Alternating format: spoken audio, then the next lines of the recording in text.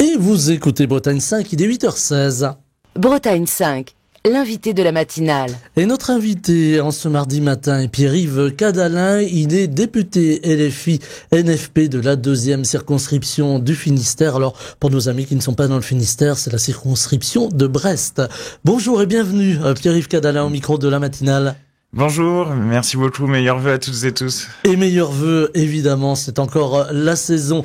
On va parler de politique. J'avais envie de commencer, avant de rentrer, si j'ose dire, dans le vif du sujet, par les 10 ans des attentats qui ont marqué la France et particulièrement qui se sont attaqués à la liberté de la presse, à savoir Charlie Hebdo.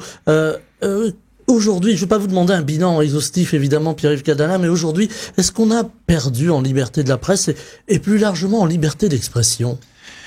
Bien, d'abord, je veux commencer par rendre hommage à la fois aux victimes, à leurs proches qui ont dû endurer pendant toutes ces années la souffrance, je sais, de perdre des proches, mais également de les perdre dans ces conditions qui sont absolument terribles. Et donc, je veux leur adresser une pensée solidaire, celle qui, je crois, vient de tout le pays aujourd'hui. Et le pays précisément qui défend, puisque il a été attaqué en ce point précis, qui défend les libertés en général, la liberté de la presse en particulier, qu'il ne faut jamais lâcher, jamais abandonner, qu'il faut toujours défendre, parce que c'est l'une des conditions fondamentales des libertés plus générales et de l'exercice de la vie citoyenne en République. Donc, effectivement, je crois que c'est important que le pays se rassemble autour de cette défense des libertés. Et je veux dire d'un mot, face au terrorisme, toujours, il nous faut répondre en défendant les libertés, pas en les supprimant. Et je crois que cela, c'est un principe d'action et un principe de réponse au terrorisme qui est le principe de la réponse démocratique au terrorisme. Et je crois qu'il est important de l'affirmer. Avec aujourd'hui une forme de résurgence du terrorisme, en tout cas sur les réseaux sociaux. On vous a vu vous exprimer d'ailleurs sur ces réseaux précisément autour de cette affaire des TikTokers algériens qui ont été arrêtés en France. Et ça s'est passé aussi à Brest, dans votre circonscription. Est-ce qu'il faut être vigilant aujourd'hui plus encore qu'avant ? Bien, il faut toujours être vigilant et faire en sorte de faire appliquer la loi. Tous les appels à la violence sont condamnables. Tous doivent être sanctionnés. Et d'ailleurs, vous savez, nous avons toujours combattu toute forme de violence et toute forme d'appel à la violence. Et donc, de ce point de vue-là, j'ai été effectivement très ferme en rappelant que la loi devait s'appliquer en l'espèce pour un influenceur qui se trouvait vivre à Brest et qui a été arrêté. Donc la loi doit s'appliquer. Voilà, la loi doit s'appliquer et toujours être vigilant aussi sur la préservation de la liberté d'expression. Tout à fait. C'est pour ça d'ailleurs que nous avons proposé, je le redis et c'est très clair, nous avons proposé d'abroger le délit d'apologie du terrorisme et de le réinsérer dans le droit de la presse, puisque c'est un droit complexe mais qui forme un ensemble général et qui permet à la fois de préserver la liberté d'expression mais également de rappeler qu'en République on ne peut pas absolument tout dire, qu'il y a une loi qui est là et que précisément la mise en cause des institutions républicaines, la mise en cause de la sécurité et de la sûreté générale au sens où nous vivons bien toutes et tous ensemble et que nous devons nous garantir entre nous une vie pacifique, et cette mise en cause doit aussi être sanctionnée. Mais c'est bien l'équilibre qui est trouvé par le droit de la presse davantage que par des évolutions plus récentes du droit. Ça a été mal perçu d'ailleurs votre proposition dans les rangs de l'Assemblée en particulier. Bien, toujours, il se trouve toujours des personnes pour faire abattre sur nous des polémiques tout de même absurdes en général, infondées, et qui ne renvoient pas à l'objet et au sens de ce que nous proposons. Et je le redis, un principe clair, face au terrorisme, les démocraties doivent répondre par la défense ferme des libertés. Car si nous ne répondons pas par la défense ferme des libertés, alors ce sont eux qui ont gagné. Parce que lorsque le terrorisme islamiste notamment frappe, il frappe contre les libertés. Lorsque le terrorisme d'extrême droite frappe, il frappe contre les libertés. Et en l'espèce et à chaque fois, il nous faut défendre la démocratie pour ce qu'elle est, c'est-à-dire un espace commun qui permet que nous puissions échanger à la fois pacifiquement et que nous puissions décider de notre destinée ensemble. Et donc, c'est pour ça que nous pouvons aussi regarder avec beaucoup quand même méfiance et un regard critique précisément en démocratie, les différentes formes d'institutionnalisation de l'état d'urgence qui se sont données à voir ces dernières années. Car en eux-mêmes, ils font peser une menace sur la démocratie. Là aussi, il faut être vigilant. Tout à fait.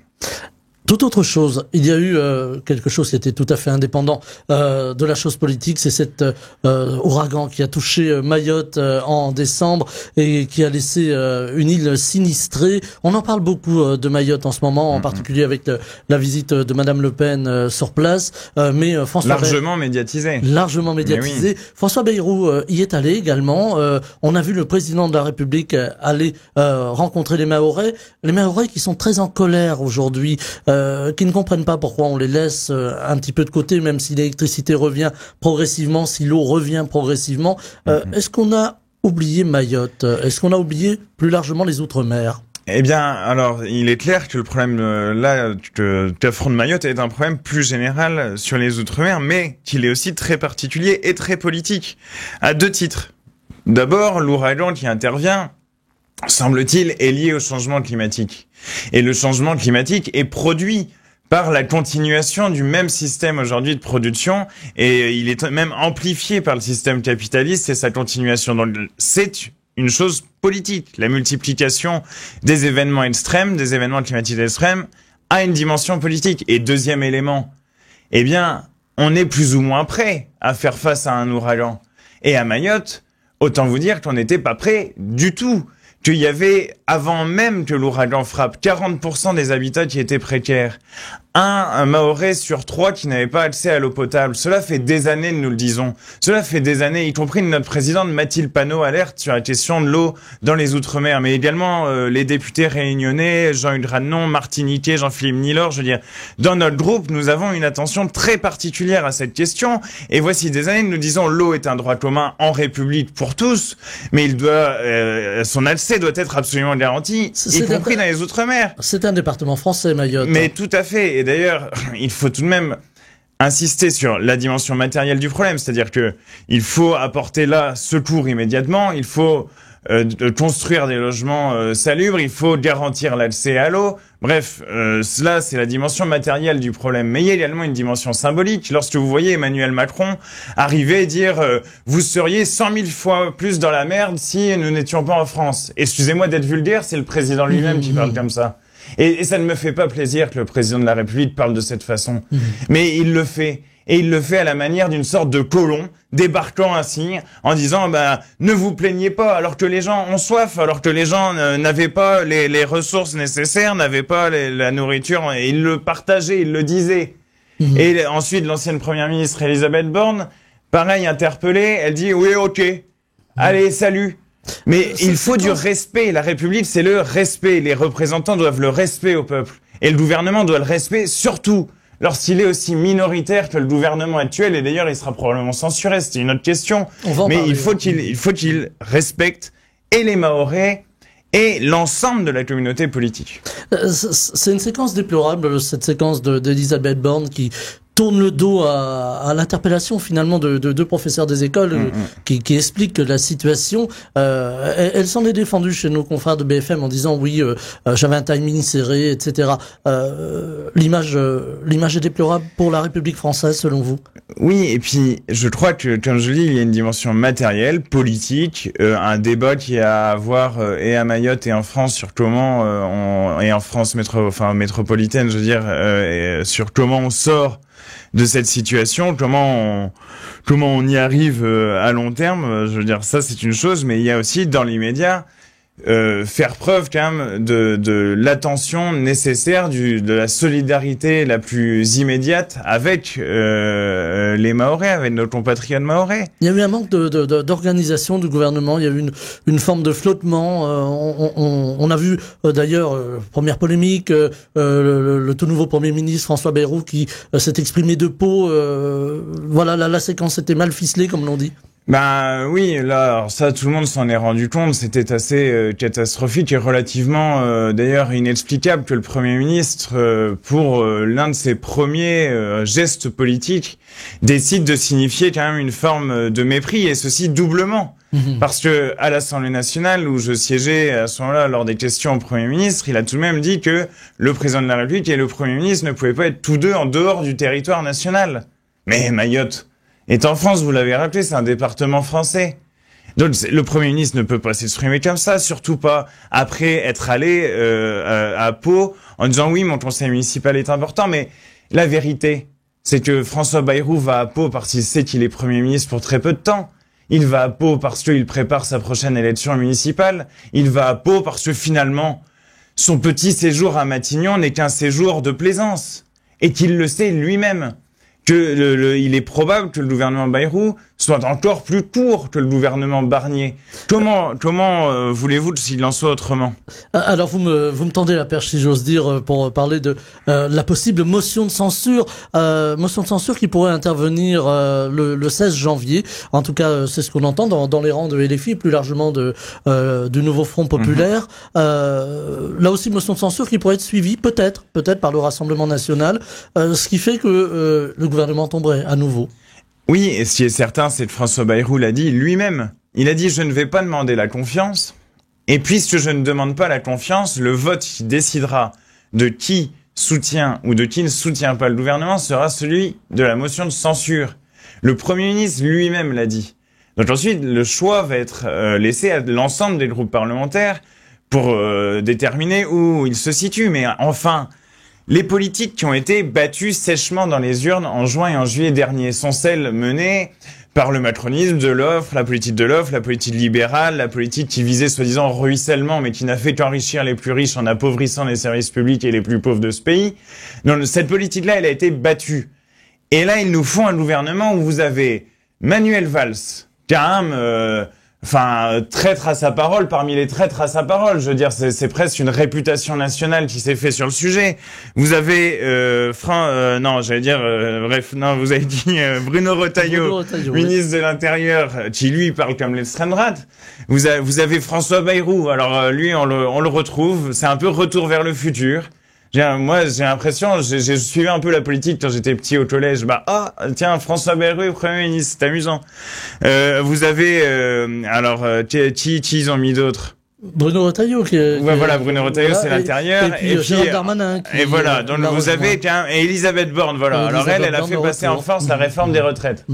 Donc vous avez quand même des gens qui sont héritiers et comptables des politiques qui ont été menées ces dernières années. Vous avez donc Valls, Borne, Darmanin, Retailleau, Bayrou, je veux dire, on a l'impression que c'est le club des perdants, le club de ceux qui ont été défaits et dont les politiques posent problème. C'est quand même ça le fond de l'affaire. Elisabeth Borne, elle a fait passer en force la réforme des retraites à 64 ans. Personne n'est d'accord avec ça dans ce pays.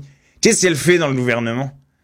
Avec une demande, on l'a souvent dit sur cette antenne, une demande sociale importante de la part des Françaises, des Français, une envie de tourner la page, la page également du président de la République, d'Emmanuel Macron. Est-ce que demain, vous pouvez appeler, vous l'avez déjà fait au niveau de LFI, à la démission au départ de président de la République? Est-ce que finalement c'est lui le problème? Eh bien, il est clair que dans la situation actuelle, le président de la République est le principal obstacle à la réalisation de la souveraineté populaire et à l'accomplissement de la démocratie dans ce pays. Emmanuel Macron a dissous l'Assemblée en consultant à moitié les présidents du Sénat et de l'Assemblée nationale alors qu'il en a l'obligation. Il a ensuite refusé de reconnaître le résultat du scrutin. Il s'exprime de façon de plus en plus désastreuse à l'international, disant des Haïtiens qu'ils sont des cons.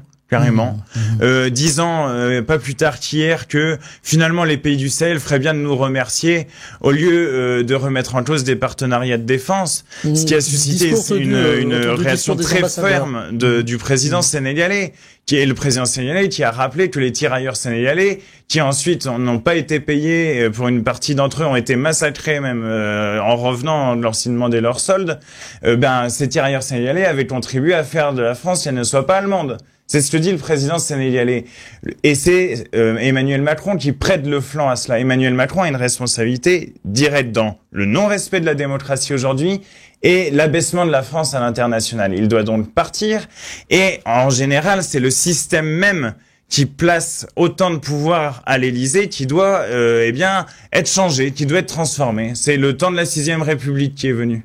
Alors décidément, vous me donnerez toutes les transitions ce matin, Pierre-Yves Cadalin, puisque j'allais précisément vous poser la question de ce projet qui est porté depuis longtemps par la France insoumise d'assemblée constituante et d'un passage à la 6e République. On tourne la page finalement de la 5e République. La 5e République qui a été taillée par le général de Gaulle a fait son temps finalement. Oui, alors elle a plus que fait son temps d'une certaine façon, car on voit bien ces dernières années qu'il y a eu une succession de mouvements importants dans le pays. Les Gilets jaunes, le mouvement pour le climat, le mouvement contre la réforme des retraites, et qu'aucun d'entre eux n'a été entendu par le pouvoir. Aucun d'entre eux, et pas le moins du monde, pas la moindre concession. Et donc, cela suppose qu'il y a un lourd problème institutionnel, y compris jusque dans les résultats qui ne sont pas respectés des élections législatives de juillet dernier, parce que c'est Bernard Arnault lui-même, la presse en a fait l'écho, qui a appelé Emmanuel Macron en disant « Surtout ne nomme pas la gauche ». Pourquoi ? Parce que Bernard Arnault ne veut pas partager et ne veut pas donner le moindre euro de plus en impôts. Et donc il protège son pouvoir. Mais ce n'est pas normal qu'il puisse le faire par un simple coup de fil au président de la République. Et cela s'est rendu possible par la 5e République. Pierre Mendès France le disait déjà.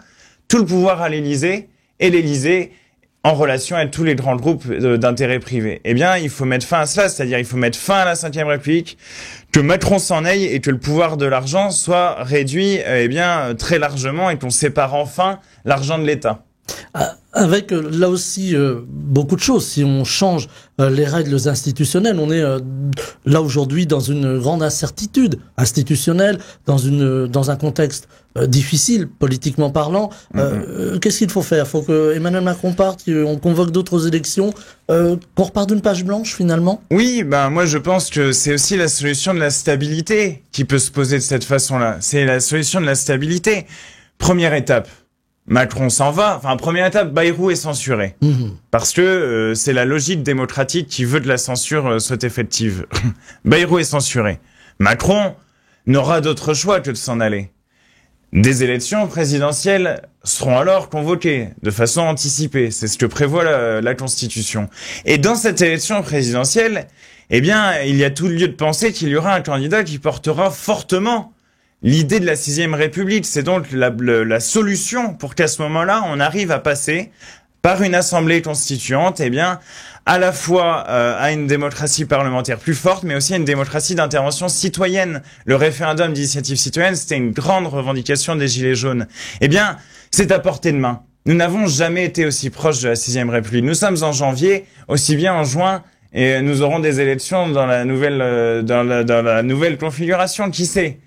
Qui sait ce qui peut se passer ? Une élection de l'Assemblée constituante, parce qu'après, il faut quand même l'écrire, la Constitution. Voilà, l'avenir nous le dira. Mais néanmoins, on entend des voix à gauche, je pense à celle de François Hollande, qui dit non, il faut que le président de la République aille jusqu'au bout de son mandat. Faut pas rajouter de chaos au chaos, en gros, c'est un petit peu ça. Du côté de Rassemblement National, c'est pareil. On est assez prudent sur la question.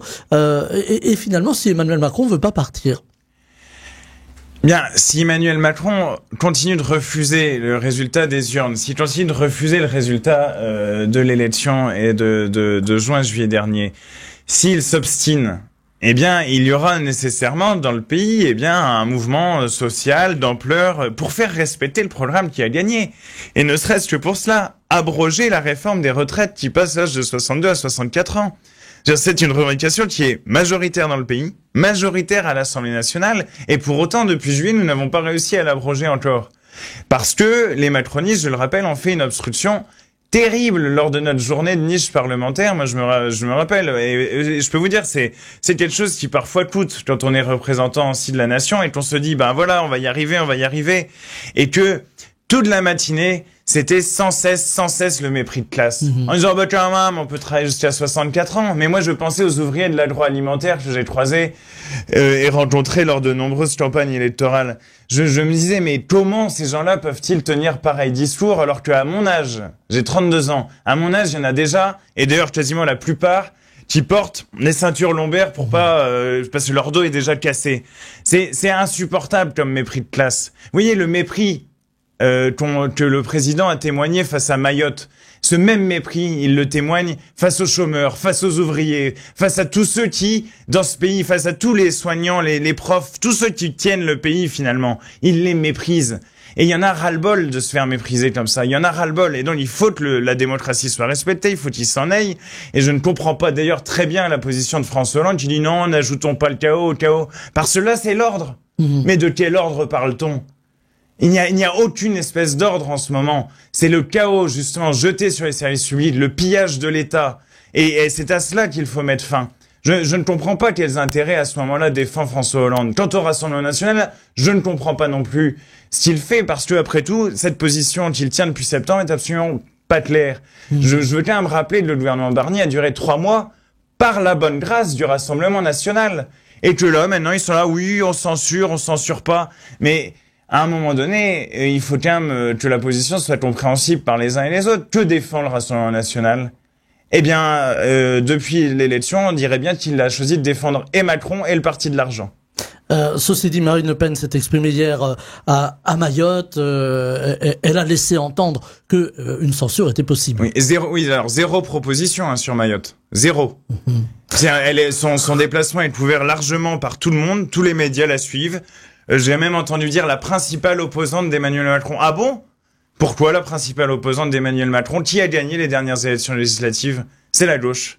Pourquoi est-ce Marine Le Pen la principale opposante d'Emmanuel Macron? Je ne suis pas d'accord avec cela. Et si jamais elle l'était, eh bien qu'elle propose quelque chose. Là, elle n'a rien proposé. Nous avons un plan pour les Outre-mer qui est disponible, qui a été déjà déposé à l'Assemblée nationale, et un plan d'urgence pour Mayotte. Et d'ailleurs, je pense qu'une visite de plusieurs de nos parlementaires sera prévue, est en train d'être prévue, et je n'ose pas imaginer qu'elle ne soit pas aussi couverte que celle de Marine Le Pen.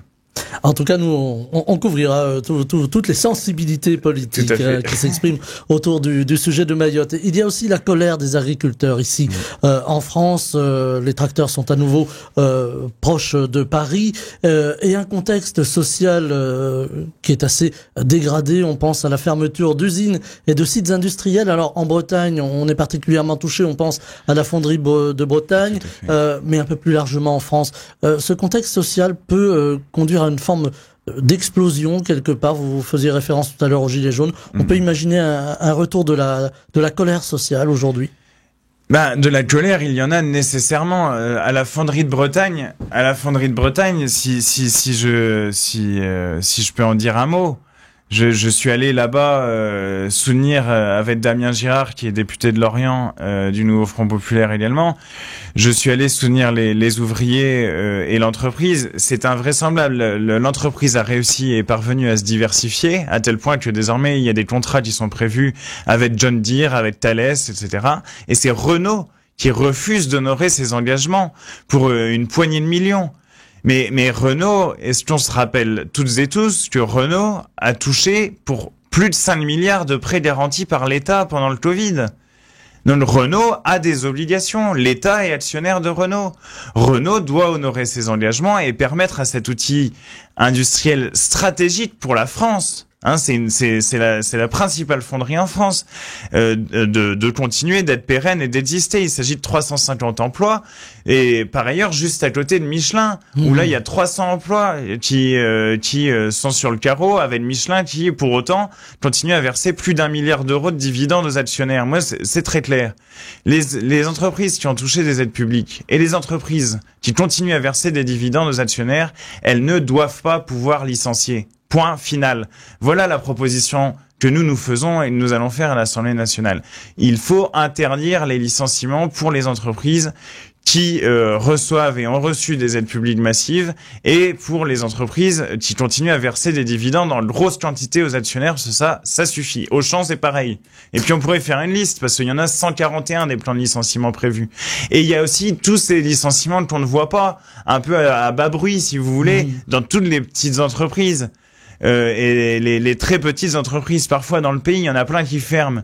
Et le problème, c'est que tout ça, c'est quand même issu d'une politique économique qui est un échec total. C'est-à-dire la politique de l'offre est fondée sur la réduction des dépenses publiques, qui fait baisser l'activité et qui en plus ne nous permet pas de répondre en termes d'infrastructure et de projection dans le temps aux défis qui sont les nôtres, notamment le défi écologique.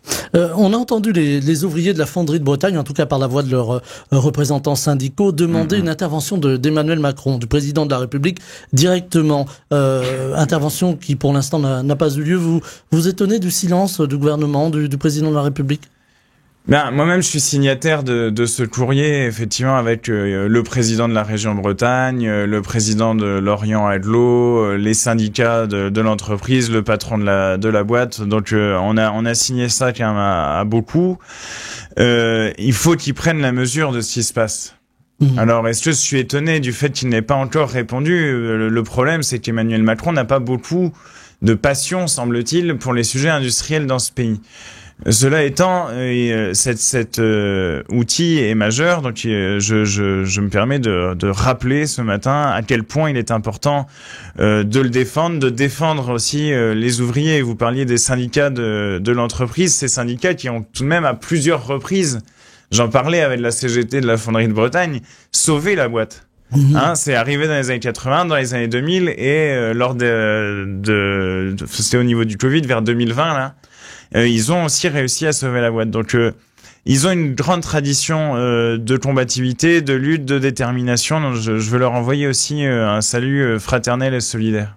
Alors aujourd'hui, et on terminera là-dessus, il nous reste deux, trois petites minutes, mais j'avais envie de vous entendre aussi sur la géopolitique. Vous faisiez référence tout à l'heure. Alors on a parlé de Mayotte longuement, mais plus largement aussi de ce qui était la France à l'étranger. On a entendu la polémique entre le président de la République et certains pays arabes, certains pays africains, pardon. On pense au Tchad en particulier avec le départ des militaires français. Il y a une géopolitique qui bouge aujourd'hui. Elle va bouger aussi aux États-Unis. Avec l'arrivée de Donald Trump et un certain Elon Musk qui s'immisce beaucoup, en tout cas il s'intéresse beaucoup aux pays européens. Est-ce que là aussi il va falloir, c'est un petit peu le début du propos que nous avions ensemble, avoir une forme de vigilance sur ce qui peut se passer autour de nous dans un monde en grand changement? Oui, et de la lucidité, il me semble aussi. Cela fait des années qu'avec la France insoumise, nous disons que la France doit porter une voix singulière et renouer avec sa tradition d'indépendance au niveau de la ligne diplomatique qu'elle défend. C'est-à-dire défense des Nations Unies et du multilatéralisme et non-alignement sur quelque empire que ce soit. Aucun empire ne saurait guider les intérêts de la France, États-Unis compris. Et là, nous nous rendons compte. Je vais être provoquant, c'est très gaulien, ça. Mais tout à fait, non, mais je pense que ça s'inscrit également dans une forme de tradition. Et vous aurez remarqué que ces derniers mois, les prises de position de Jean-Luc Mélenchon et de Dominique de Villepin, en tout cas sur certains sujets, et je pense par exemple au génocide en cours à Gaza, ont été d'une clarté et ont été au niveau où beaucoup de peuples dans le monde attendent la parole de la France. Précisément, la défense des droits, le refus du deux poids deux mesures, le fait que la France doit se porter du côté de ces principes universalistes qu'elle a portés et qu'elle continue normalement à défendre. Donc ça c'est important. Et puis la lucidité sur ce que sont les États-Unis. Je veux dire, les États-Unis, cela fait bien longtemps qu'ils ne considèrent pas l'Europe comme un ensemble d'alliés avec lesquels ce serait sympa de faire un bon repas. C'est pas la question pour eux. Les États-Unis ne connaissent qu'une seule chose, leur intérêt.